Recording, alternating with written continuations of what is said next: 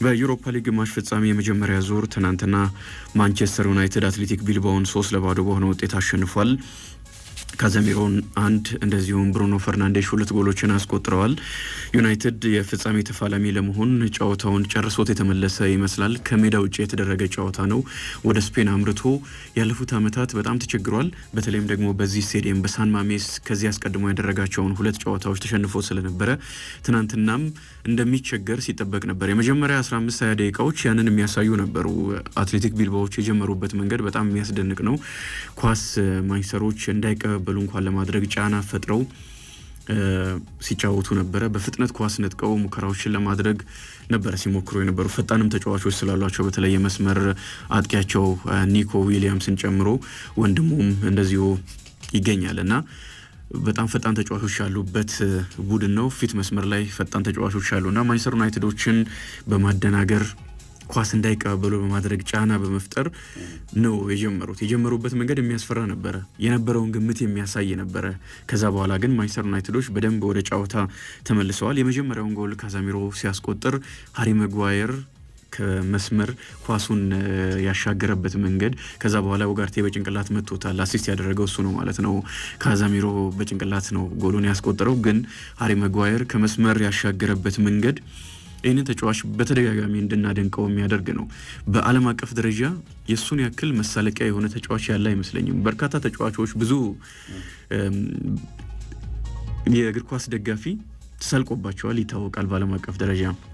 ሃሪ ማጓየር ግን እስከ አፍሪካ ፓርላማ ድረስ ጋና ውስጥ ሁሉ እንደ ምሳሌ የተነሳ ብዙ የተተቸ ተጫዋች ነውና ከዛ ተነስቶ በዚህ ስነ ልቦና ማንቸስተር ዩናይትድን በትልቅ ደረጃ እንደዚህ መጥቀም መቻሉ በጣም የሚገርመኝ ነው። ባለፈውም ከሊዮን ጋር ኦልሞስት አጥቂ ሆኖ የሚገርም ጎል ነው ያስቆጠረውና አሸናፊ ማንቸስተር ዩናይትድን ማድረግ ችሏል። ያንን የኦልድ ትራፎርድ ደስታ የፈጠረ ተጫዋች ነው። ትናንትናም ከመስመር ያሻገረው እሱ ነውና አሰልጣኝ ሩበን አሞሪምም ከጨዋታው በኋላ ጥሩ የመስመር ተጫዋች ነው ብለዋልና አጥቂ ሆኖ ሲጫወት ተመልክተናል። ተከላካይም ይሆናል። ዩናይትድ ሲቸገር ሩበን አሞሪም ፊት መስመር ላይ በዋናነት ሲጠቀሙትም ተመልክተናል እና ትናንትና በግሩም ሁኔታ ከመስመር አሻግሯል። የመጀመሪያው ጎል ሲቆጠር ያ ጎል ደግሞ በኔ እይታ በጣም ወሳኝ ጎል ነበረ። ጨዋታውንም የመቀየር ኃይል የነበረው ነው። ከዛ በኋላ በፍጥነት ነው ሁለተኛውን ጎል ሲቆጠር በፍጹም ቅጣት ምት እንዲገኝ ያደረገውን ጫና ማንቸስተር ዩናይትዶች የፈጠሩትና ሆይሉን ላይ ቪቪያን ጥፋት ሰራ፣ ቀይ ካርድም ተመለከተ። ፍጹም ቅጣት ምትም ተሰጥቶ ብሩኖ ፈርናንዴሽ ጎሉን አስቆጠረ። ወዲያውኑ ሶስተኛውም ጎል ተቆጥሯል። ጎሉ የተቆጠረበት መንገድ በጣም የሚገርም ነበር፣ የሚያምር ነበረ።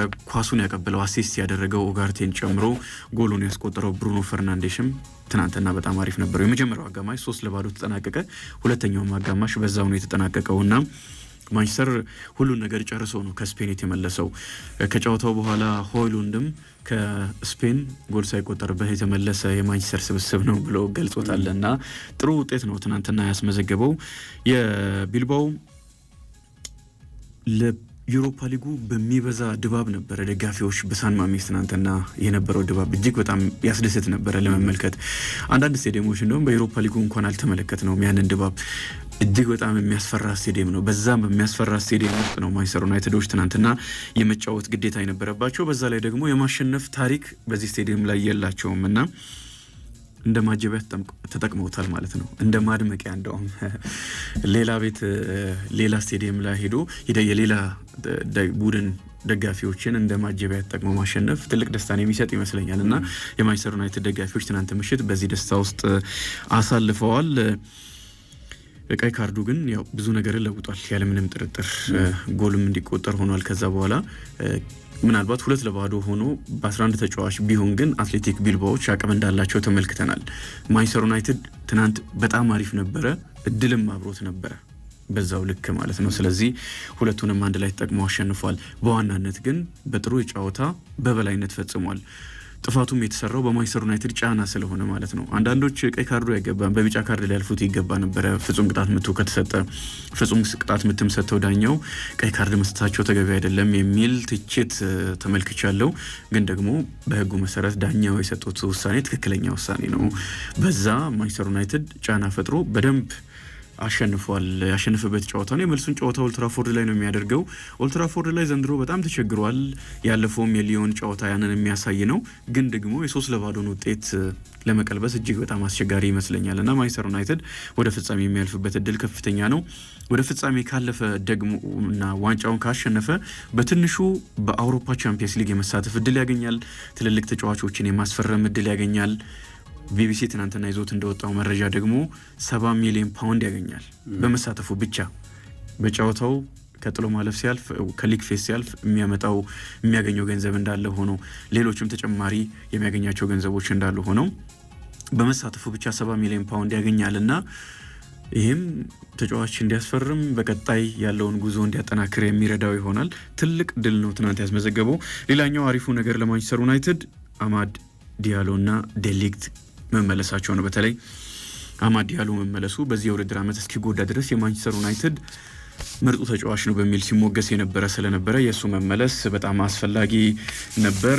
አሸንፏል። ለማንቸስተር ዩናይትድ ለደጋፊዎች ትልቅ ድል ነው። በውድድር ዓመቱ በፕሪሚየር ሊጉ እጅግ የተቸገረ ክለቡን በፍጹም የማይመጥን አቋም ላይ የተገኘ ስብስብ ስለሆነ በዩሮፓ ሊጉ ቢያንስ አሸንፎ ዋንጫ የሚወስድ ከሆነ ለዩናይትድ ያለምንም ጥርጥር ትልቅ ድል ይሆናል። ሩበን አሞሪም በዩሮፓ ሊግ 7ኛ ጨዋታቸውን አሸንፈዋል። በርካታ ጨዋታ ባደረጉበት የእንግሊዝ ፕሪሚየር ሊግ ግን 6 ጨዋታ ብቻ ነው ያሸነፉት። ይሄ በጣም የሚገርም ነው። ተመችቷቸዋል ማለት ነው ዩሮፓ ሊጉ። በእርግጥ በአውሮፓ መድረክ ከስፖርቲንግ ሊዝበን ጋርም 4 ጨዋታዎችን መርተው 3ቱን አሸንፈው አንዱን አልተሸነፉም። በአጠቃላይ በውድድር ዓመቱ በአውሮፓ መድረክ ሩበን አሞሪም አልተሸነፉም። ብሩኖ ፈርናንዴሽም በዚህ ውድድር ዓመት በተለይ በጥሎ ማለፍ ጨዋታዎች ላይ በጣም የሚያስደንቅ ነው። ሪያል ሶሲዳድ ላይ 3 ጎሎችን ማስቆጠሩ ይታወቃል። ሊዮን ላይ በሁለቱ ጨዋታዎች አሲስት አድርጎ 1 ጎል አስቆጥሯል ወይም ጎል የሆነ ኳስም አቀብሏል። ትናንትና ደግሞ አትሌቲክ ክለብ ወይም አትሌቲክ ቢልባኦ ላይ 2 ጎሎችን ማስቆጠር ችሏል። በአጠቃላይ በዩሮፓ ሊግ ያስቆጠራቸውን ጎሎች ቁጥር ወደ 27 ከፍ አድርጓል።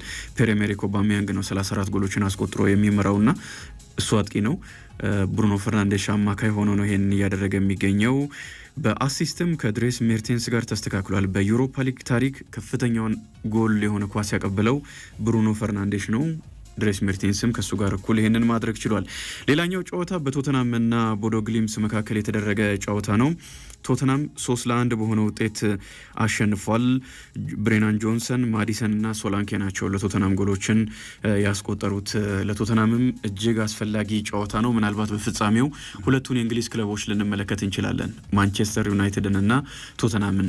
ሁለቱም 3 ጎሎችን አስቆጥረዋል። ልዩነቱ ቶተናም 1 ጎል ተቆጥሮበታል። ግን ደግሞ ያው ከሜዳ ውጪ ጎል የአንድ ቡድን ያስቆጠረው ጎል ተጽዕኖ የሚፈጥርበት ጊዜ በደንብ ስለቀነሰ የጎል ልዩነት ብቻ ነው ያሸነፉበት የጎል ልዩነት ነው ወደ ቀጣዩ ዙር ሊያሳልፋቸው የሚችለውና ቶተናም ጥሩ ድል ነው ትናንትና ማስመዝገብ የቻለው። ከጨዋታው አስቀድሞ አንጅ ፖስቴኮግሉ በዩሮፓ ሊጉ እያመጣን ያለውን ስኬት ብዙዎች እያሳነሱት እየተመለከትኩ ነው ብለዋልና አንዳንድ ጨዋታዎች ላይም ጥሩ ስላልነበረ በፕሪሚየር ሊጉም ቶተናም የሚገኝበት ደረጃ በጣም የሚያስገርም ለክለቡ የማይመጠን ደረጃ ስለሆነ በዛ ምክንያት ትችቶች እየመጡ የሚገኙት። በዛ ላይ ደግሞ ከክለቡ ደጋፊዎች ጋር የገቡበት ሰጣ ገባ እንዲተቹ አድርጓቸዋል።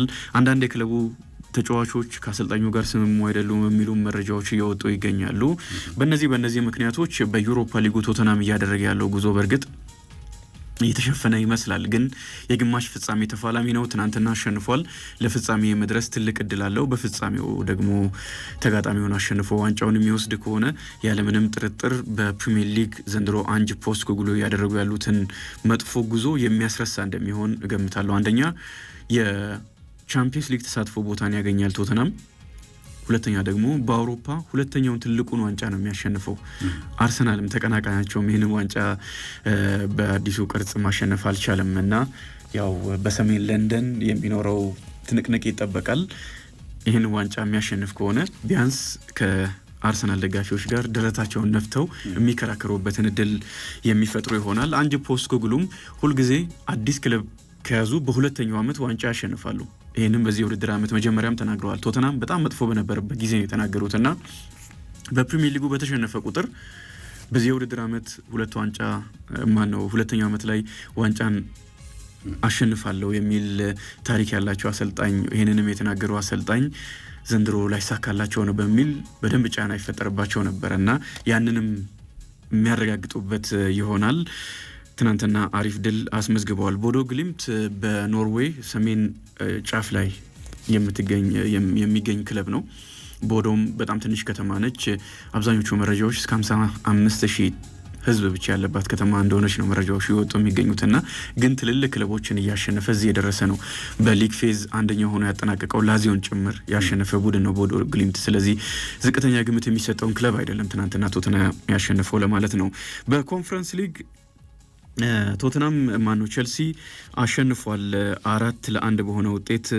ሳንቾ ማዱዌኬ አንዳንድ ጎሎችን ሲያስቆጥሩ ጃክሰን 2 ጎሎችን አስቆጥሯል። ወደ ቶተንሃም ወደ ቼልሲ ካመራ በኋላ በጎል የተሳተፈባቸውን ቁጥር ወደ 40 ከፍ አድርጓል። ጎልና ጎል የሆነ ኳስ ማለት ነውና ትችቶች ተገቢ እንዳልሆኑ እያሳየ ይመስለኛል። በእርግጥ ግልጽ የሆኑ ኳሶችን ስለሚስት ብዙ ትችት ይበዛበታል የተጫዋች። ግን ደግሞ ቁጥሮቹ የሚያሳዩት አሪፍ እንደሆነ ነው። ምናልባትም ደግሞ ዋና አጥቂ ሆኖ የመጣ አይደለም፣ አጋዥ ይፈልጋል። ይህን ጫና የሚያነሳለት ተጫዋች ያስፈልጋል። ቼልሲ ደግሞ ባለፉት ዓመታት አጥቂ የተሳካለት ክለብ አይደለም እና በቀጣይ ወደ ገበያ ይወጣል ተብሎ ይጠበቃል። ዮርጎርደንን ነው 4-1 በሆነ ውጤት ያሸነፈው። ሪያል ቤቲስም ፊዮሬንቲናን 2-1 አሸንፏል። አንቶኒ ትናንትና በ64ኛው ደቂቃ ጎል አስቆጥሯል። ኢዛልዙሊ ነው ሌላኛውን ጎል ለሪያል ቤቲስ ያስቆጠረው። ራኒየሪ የፊዮሬንቲናን ጎል አስቆጥሯል። 2 ተከታታይ ዓመታት በኮንፈረንስ ሊግ የፍጻሜ ተፋላሚ ነው ፊዮሬንቲና። 3ኛ ተከታታይ ዓመት የፍጻሜ ተፋላሚ ለመሆን ነው እየተፋለመ የሚገኘው። በእንግሊዝ ፕሪሚየር ሊግ ኖቲንግሃም ፎረስት ተሸንፏል። ትልቅ እድል አባክኗል። ትናንት ምሽት በብሬንትፎርድ 2-0 በሆነ ውጤት ነው የተሸነፈው። ጨዋታው ደግሞ የተደረገው በሜዳው ስለነበረ የማሸነፍም ግምት ተሰጥቶት ነበር። ያንን ፎርሽ የሚያደርግ ውጤት ነው የተመዘገበው። ሻድና ዊሳ ጎሎችን ለብሬንትፎርድ አስቆጥረዋል። አሁን ሙሉ ጨዋታ አድርጎ በፕሪሚየር ሊግ 34 ጨዋታዎችን አድርጎ 60 ነጥቦችን ይዞ ከአውሮፓ ቻምፒየንስ ሊግ ቦታ ውጭ ሆኗል። 6ኛ ደረጃ ላይ ተቀምጧል። ግን ደግሞ 5ኛ ደረጃ ላይ ከሚገኘው ከቼልሲ ጋር ያለው የነጥብ ልዩነት የለም። በጎል ክፍያ ተበላልጠው ነው 5ኛና 6ኛ ደረጃ ላይ የሚገኙት። ቼልሲ 60 ነጥብ አለው። ኖቲንግሃም ፎረስትም በተመሳሳይ 60 ነጥብ አለው። ማንቸስተር ሲቲ 61 ነጥብ ነው ያለው፣ 4ኛ ደረጃ ላይ ይገኛል። ዛሬ ጨዋታውን ያደርጋል። የማሸነፍ ግምት ያገኘበትን ጨዋታ ነው የሚያደርገው። ኒውካስል ዩናይትድ 62 ነጥብ አለው። በእነዚህ ክለቦች መካከል በአውሮፓ ቻምፒየንስ ሊግ ለመሳተፍ በቀጣይ የሚደረጉ ጨዋታዎች ይጠበቃሉ።